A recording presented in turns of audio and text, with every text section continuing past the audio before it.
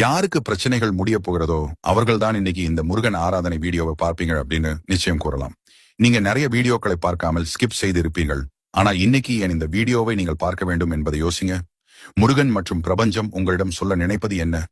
அதை பற்றி பார்ப்பதற்கு முன் மனதார ஓம் முருகா என்று சொல்லி, உங்களுக்கு நல்ல நேரம் ஆரம்பித்து விட்டது. இது அனைத்தும் முருகனின் அருளால் தான் நடக்கிறது. எந்த காரியங்களும் கைகூடவில்லை என்று இருப்பவர்கள் இதை மட்டும் செய்யுங்கள் போதும். காலை எங்கு சென்றாலும் முருகனை நினைத்து நெற்றியில் திருநீர் வைத்துக் கொண்டு செல்லுங்கள். நீங்கள் நினைக்கலாம், திருநீர் வைத்தால் எல்லாம் மாறிவிடுமா என்று. இதற்கு ஒரு உண்மை கதை இருக்கிறது. அதை கேட்ட பின் உங்களுக்கு மெய் சிலிர்த்து விடும். ஒருவர் வேலை கிடைக்காமல் பல நாட்களாக இருந்தார்.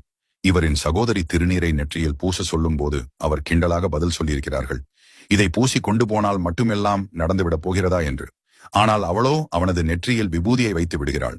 போகும் வழியில் ஒரு காரின் முன்பு இவர் தெரியாமல் போய் விழுகிறார். அந்த கார் ஓட்டி கொண்டு வந்தவர் இவரை பார்த்துவிட்டு சென்ற பின்